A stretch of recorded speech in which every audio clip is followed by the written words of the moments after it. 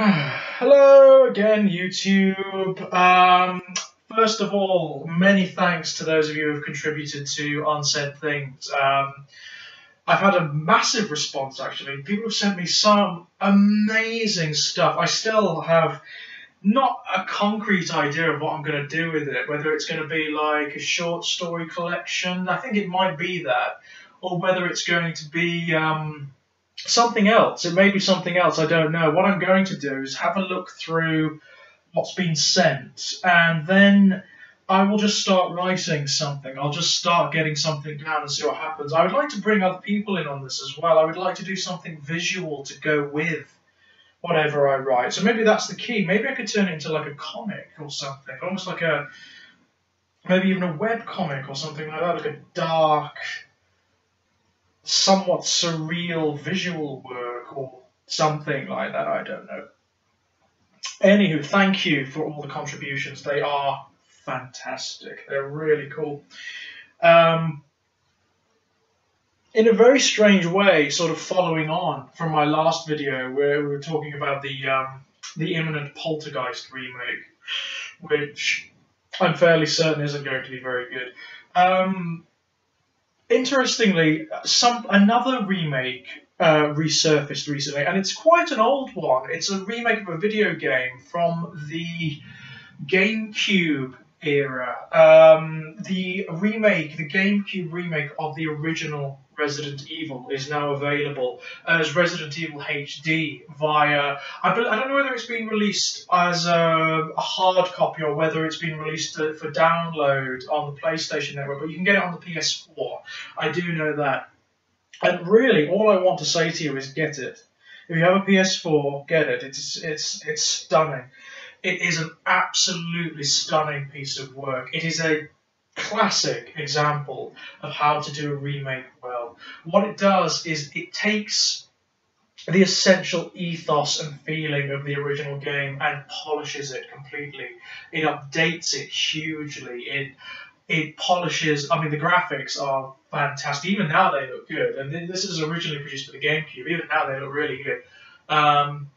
It polishes the environments and the voice acting and the writing. I mean, it's still very hokey. Don't get me wrong, it's Resident Evil, so it is a B-movie. It's designed to be a sort of interactive zombie B-movie, so it's still very silly and very hokey.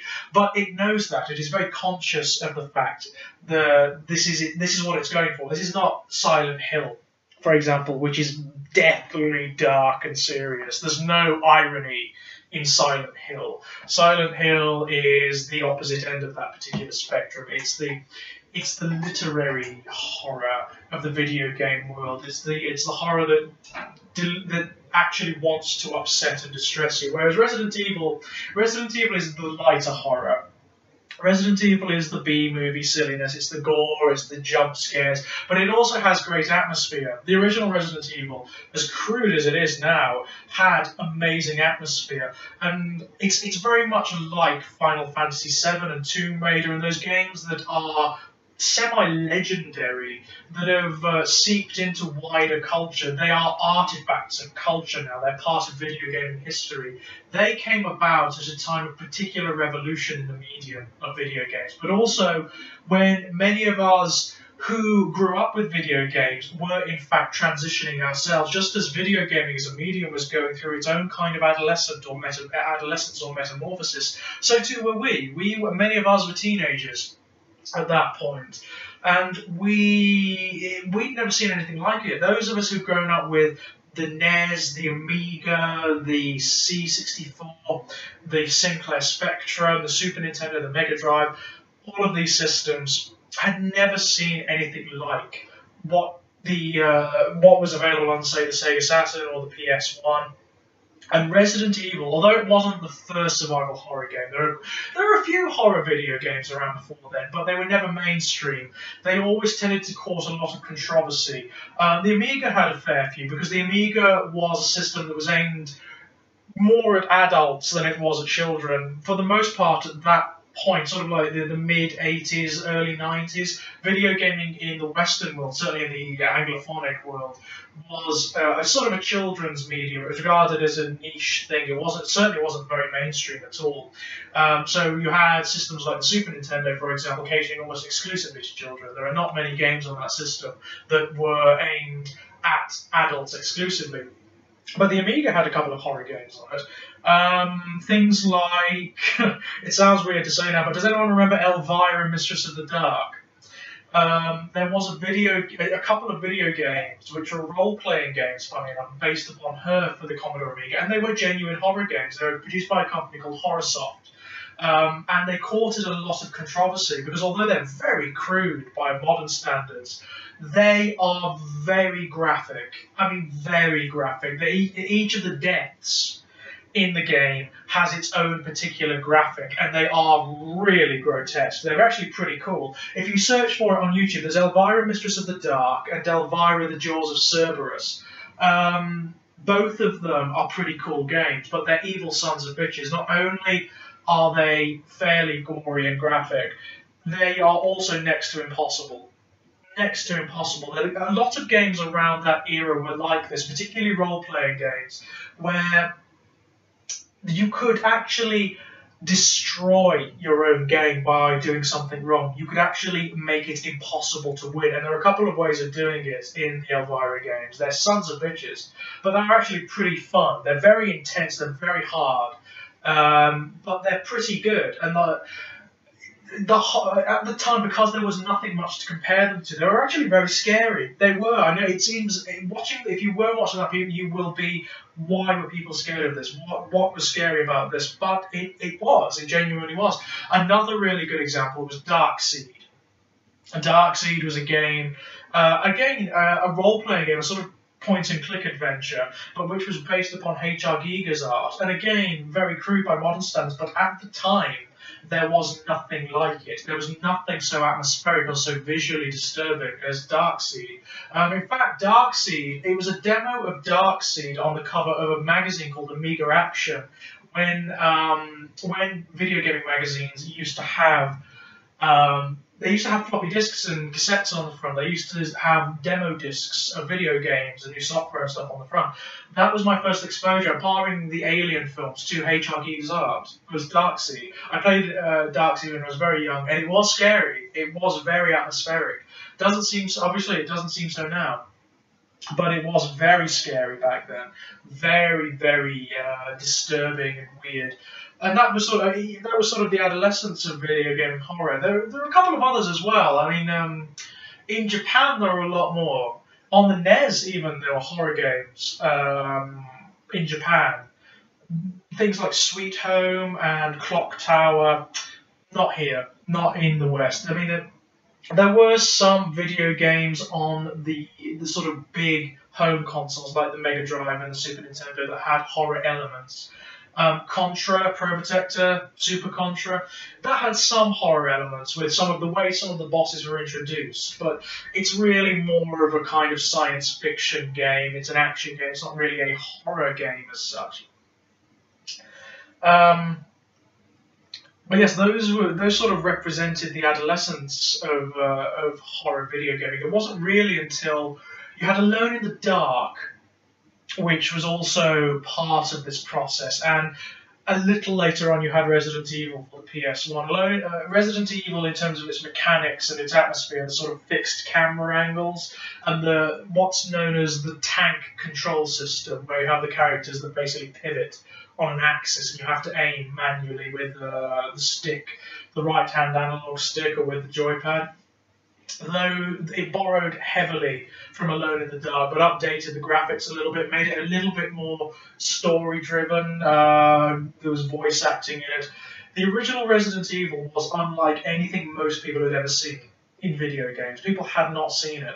And as a result, there was a lot of controversy, there was a lot of lashback, and also it became one of the most significant and iconic games ever.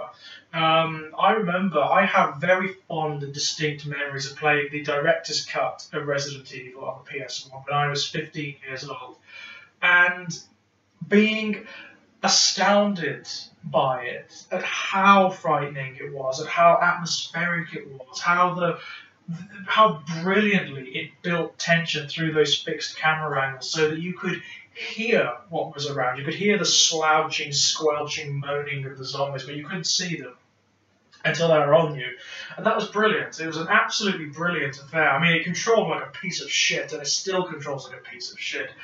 But that was sort of part of the experience. For some reason, you let that go because the atmosphere was so good.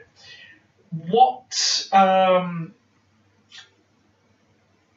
the remake does, what the GameCube remake did and still does, is that it took the essential feeling of the first game and the atmosphere and the setting, and it expands it hugely. The mansion in which Resident Evil is set is bigger. It's much bigger. It's much more detailed.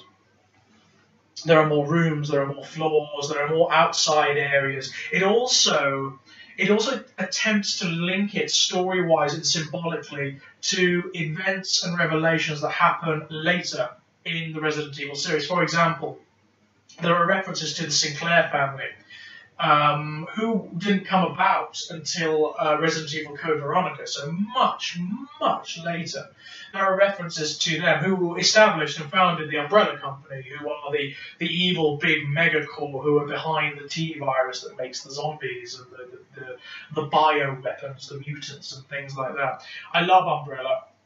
Umbrella are fantastic. They are one of those classic B-movie cliche villains in that they are stupid as all get out.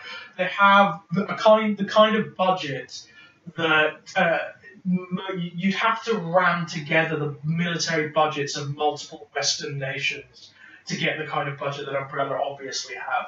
And the way they deal with problems is hilarious. So they have this mansion outside of a fictional town called Raccoon City, right? And the mansion is, by all accounts, a holdover from the old Sinclair family who founded Umbrella. It's sort of like an old aristocracy family, but it's also one of their primary research labs. Something goes wrong, as it inevitably does. Their containment procedures suck, by the way. And the virus gets out. The virus gets out, and it turns everyone into zombies, and it mutates all of the surrounding plants and animals and turns them into giant monstrosities and blah, blah, blah. So how do they deal with it? How do they attempt to contain this problem?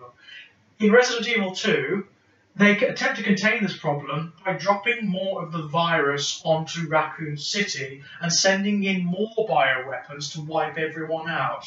Because nobody will notice that, of course. There's no chance that anybody will notice that an entire city is gone or has become infested with monsters. One in which, happily, there are any number of documents linking local forces and institutions to Umbrella.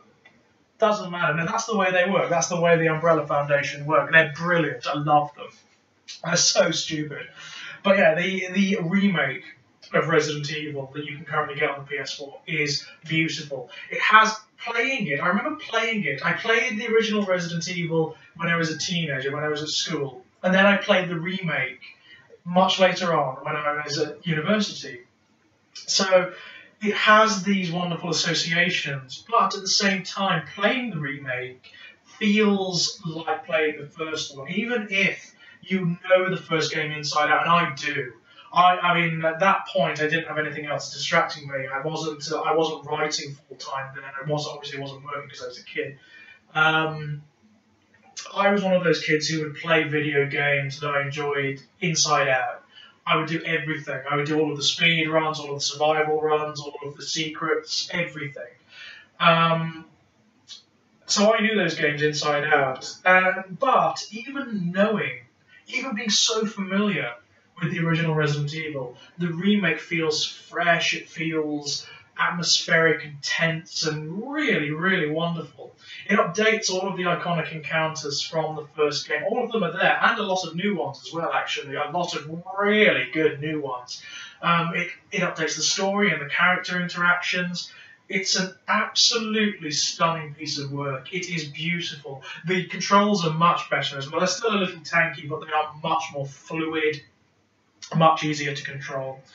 If you can get your hands on it, it's a very good example of what survival horror video gaming used to be like, of how good it used to be when it was really catching its stride. It's something that, sadly, as I've said before, has devolved massively over time. It's very much like horror in cinema and horror in mainstream fiction. It has devolved massively over time as a result, largely, of the need not to alienate potential audiences. It's sad, but producers of horror in most mediums at the moment, particularly from big companies, are very afraid of taking risks. They're very afraid of doing something genuinely disturbing or genuinely unsettling, something that moves the genre on or allows it to evolve, because they want to give you the familiar. They want to give you something that you've seen before, that they know will sell, that's a safe bet. And sadly, the result of that is stuff that, while it can be good in and of itself, while it can be interesting in terms of the horror, in terms of its capacity to unsettle and distress and disturb, not so much. Not so much. It tends to be very by the numbers. A really good example is The Evil Within. The Evil Within, it's not a bad game. It's not a bad game by any stretch of the imagination. It's very solid. It's well put together. It's okay. It's fine. But you think playing it, you'd think that there hadn't been a survival horror game, there hadn't been any evolution in horror video gaming since the original Resident Evil or since Silent Hill. That's what you think, because it's exactly the same.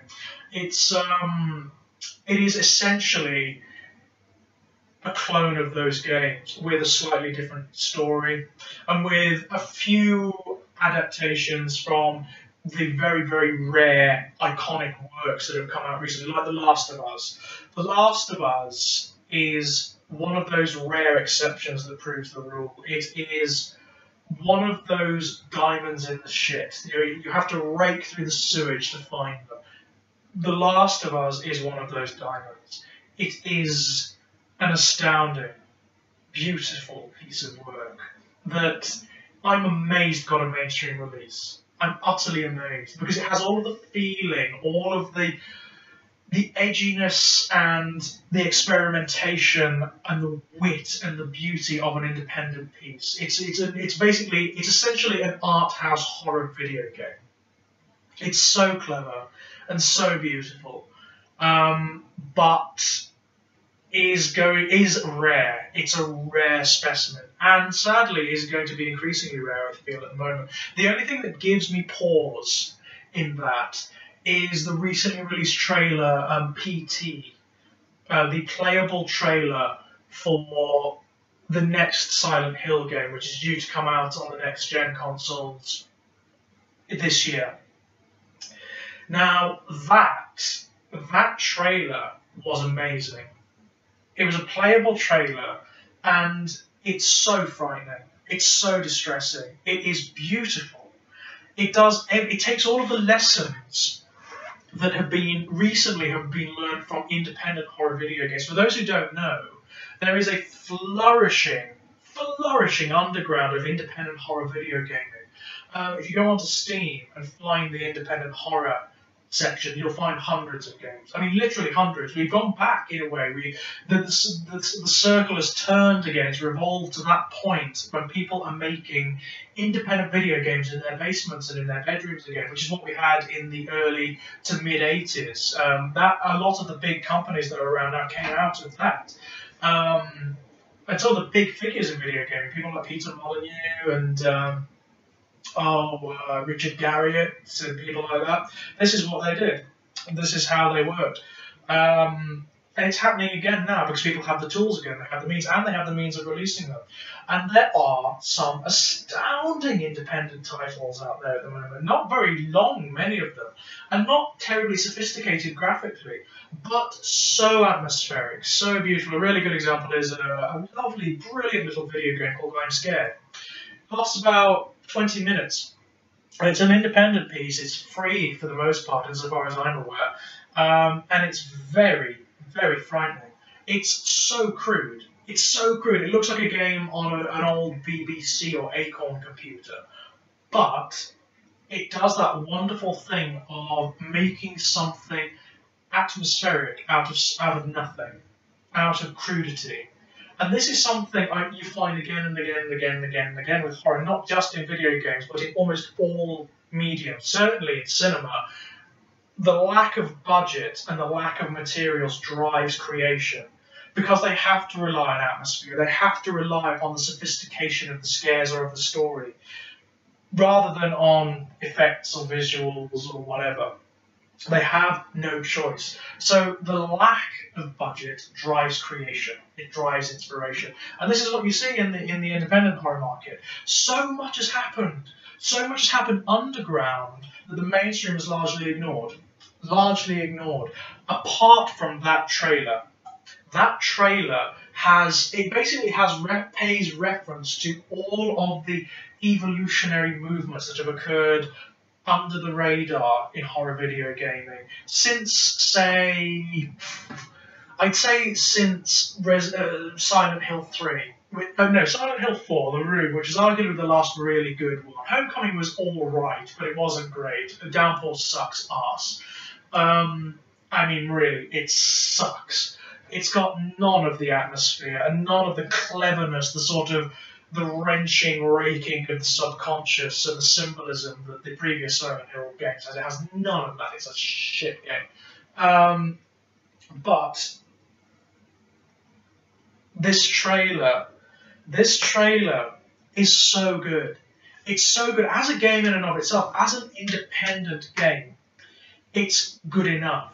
I sincerely hope that the full game, when it comes out, captures the atmosphere of this trailer. That it, like the trailer, pays attention to what has been done underground, what has been done, and what has flourished and transformed the genre.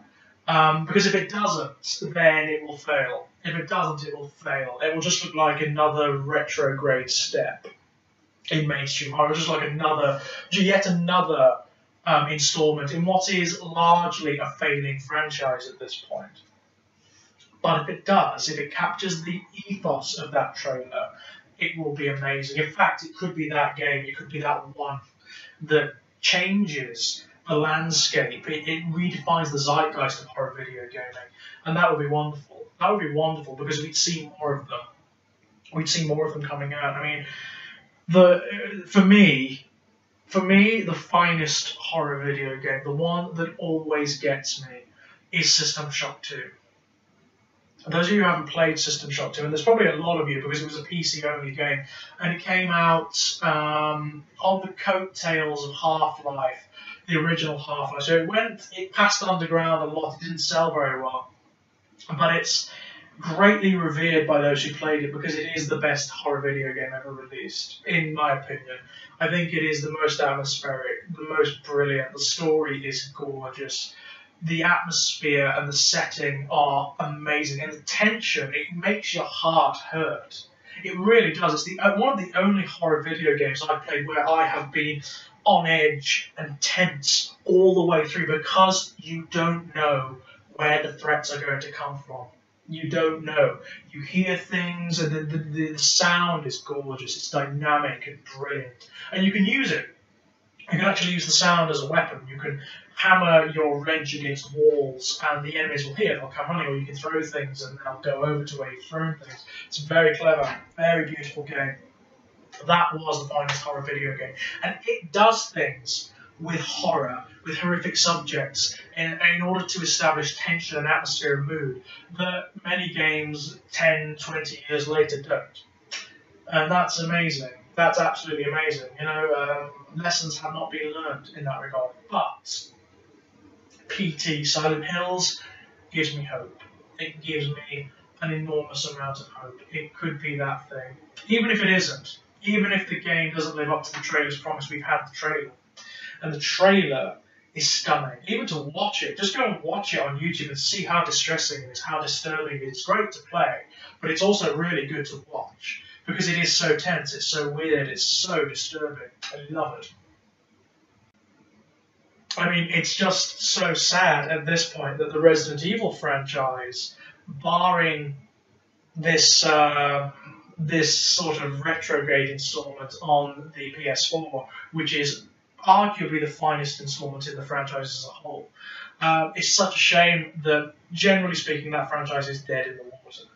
I mean, Resident Evil 4 was fun. Resident Evil 4 was fun, completely changed the dynamic of the game. It changed the control system for the better, by the way. And it also introduced new enemies, a new kind of enemy. Rather than the zombies, you had the Las Plagas, the people who are infected by these bizarre parasites that change them on the inside and mutate them. And it's more like The Thing rather than Night of the Living Dead. It's more like John Carpenter's The Thing. And as a result, the enemies in Resident Evil 4 were of a different breed. It wasn't like the zombies where you can just run through a door and they can't get through. The Las Plagas, the infected, were smart, and they could open doors, they could come through windows, they could use weapons, they attacked you as groups and en masse. Very, very different. And I liked that. The way that was handled in Resident Evil 4 was very good. Very atmospheric.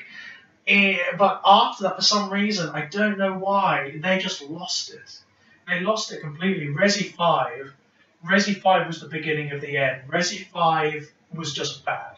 It was just a bad game. It had no atmosphere whatsoever. All of the horror elements were ripped out and replaced by this very lackluster, action-oriented thing. It just did not work. Also, it basically bordered on racist at times as well. There's a lot of controversy about Resi 5. Also, just not a very good game. Resi 6, just forget it. Forget it. That's the nadir of the series. It really is. Resi 6 is where the developers just don't give a shit anymore. They don't give a shit. They are just trying to get people to buy a game that has the Resident Evil franchise mark on it. It's the equivalent of when, you know how with beloved horror movie franchises like Halloween, like Nightmare on Elm Street, like Hellraiser, where the people who hold the rights to the franchises just take whatever script is lying around and sort of shoehorn the franchise into it, as basically with all the Hellraiser films after 4. That's what Resident Evil 6 is.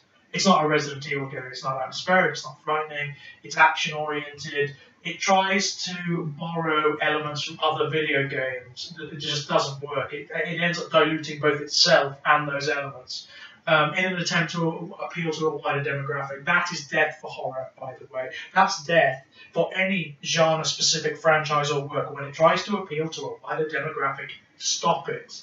Don't do it. It's a waste of time. It never works. You'll end up alienating your core audience, who otherwise would have taken to the thing, and you'll also end up alienating the wider demographic that you're trying to attract because they've got better instances that are more specific to their interests. It's just so stupid. And this is what Capcom tried to do with Resi 6. I mean, they actually said we were trying to appeal to the Call of Duty crowd. So, but here's the thing, Capcom, about the Call of Duty crowd. They have Call of Duty. They have Call of Duty, and they have any number of clones to go along with it. All you ended up doing was alienating your established fan base. It's so fucking stupid. But you see this all the time. You see this a lot in cinema. You see it in video games. You see it in everything. You even see it in fiction, written fiction. Yeah, it's such a shame. I mean, it may come that it will turn full circle. It may come that it will come back to what it should be. And the release of Resi 4 gives me hope for that as well, because it shows that there is an audience for it. It shows that they are confident enough that there is an audience for this material, for the old school atmosphere, story-driven, slow-building horror. And that's great. That's really, really cool. Just as an aside, there is also another classic horror video game that you might want to look at. It's very tricky to get running these days, because I think it was ran on DOSBox originally. I Have No Mouth and I Must Scream, which is based on Harlan Ellison's short story of the same name. It's not a perfect game. In fact, it can be quite crude at times. And it is also very frustrating. It's a point-and-click adventure, a little like Monkey Island, but with a horror theme. And the puzzles can be very difficult, but it has fantastic atmosphere. Really fantastic, dark, moribund atmosphere. As many games of its era does. Well worth checking out. So yes, definitely something to look out for. The Resident Evil HD, and later this year, hopefully, Silent Hills. Definitely something for us horror fans to keep a very close eye on.